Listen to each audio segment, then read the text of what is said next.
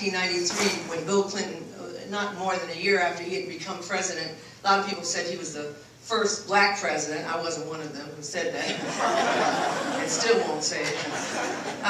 When Bill Clinton, in 1993, gave a speech in Memphis, Tennessee, standing in the very pulpit where Dr. King had stood that night before he was assassinated, and given that great speech, been to the mountaintop, seen the other side, not fearing any man tonight. Here was Bill Clinton, all these years later, standing in that pulpit, talking to a sea of black people about what Martin Luther King would say if he were here and alive today.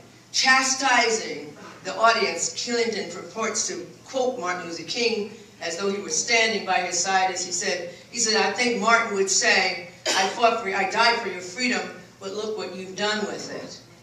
And the entire audience seemed to hang their head in shame because Bill Clinton had come down there to tell them they had messed up their freedom, as though we had been free at any given moment in time between 1968 and 1993, because we were involved in a freedom movement, Bill Clinton said that Martin Luther King would say, I died for your freedom, and look what you've done with it. There's the breakdown of the black family, all these unwed teen mothers, and all this black-on-black crime.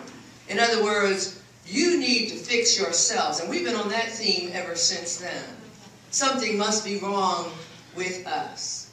That's the theme most of us have been on, especially those of us who have food to eat and clothing to wear and a place to sleep and so forth and so on. Some of the other people might not feel that way. So I want to talk about, in order to understand the role of women in the movement as it is, we have to look at the history of things and understand how we got to where we are. And I think that what Father Hortschneider said today was important in terms of you were born this, but it doesn't mean you are defined as that, because one of the things we talk about in the party and in every other place is self-determination. And so the question becomes, what is the role of women? What was the role of women in the movement, and so forth? You know, a good friend of mine is a woman named Suzanne DePaul. Some of you may know her. She's a film producer in Los Angeles, a black woman, and she says every time she goes to pitch a story to one of the white Hollywood moguls, she says she always feels a story about black people. She always feels she has to start with, now first there was Africa, and so we're going to just very quickly say that if we want to look at what the role of black women was, we have to look at the black experience. And the first thing we have to recognize is that African people did not come here looking for a better life.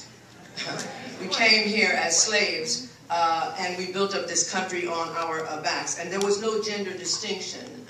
Black women took the lash just like a man and worked the fields like a man. And the black man was as much the woman of the master as his own wife was, or the black woman. So the role of gender really didn't have much of a place. As a matter of fact, marriage between blacks was forbidden, between slaves. Families were separated as people were bought and sold, as the institution grew, as all of us know. And the justification for this comes with one of the great presidents of this country, as it said, Thomas Jefferson, who in notes on the state of Virginia says there is a distinction to be made between the black and the white. Speaking of the black man, because referring only to the man, he says the black man is, first of all, there's a distinction of color. That immovable veil of black is disagreeable to the eye. What about their hair? It's not as long and flowing as ours. They have a bad odor. They lust after their women. They are lazy. They have no art or music or intellect or writing in them. And he says, I advance it therefore, that the black is inferior to the white in the endowments of both body and mind, so therefore cannot be a part of this new society. So the country becomes founded as a slave-holding nation in 1776, and the only people in that class of slaves are African people and their descendants. Now we have to get that clear, because when we talk about gender, then we have to understand this wasn't a gender issue at the time. There was very little distinction. Perhaps black women were being raped, perhaps we were taking care of other people's children, but the bottom line was that there was no gender distinction. We were not on a pedestal that we had to come off of and then become, our men could not be our men, as we could not be women to our men. Now, of course, we get to the place where Harriet Tubman emerges as one of the great leaders during the Civil War and afterward. And one of the most important things that Harriet Tubman advanced, outside of the fact that she freed a lot of slaves, was that she said, you know, I freed a lot of slaves, but I would have freed a lot more had they known they were slaves. That might sound familiar today to some people. But after the Civil War and the 13th Amendment was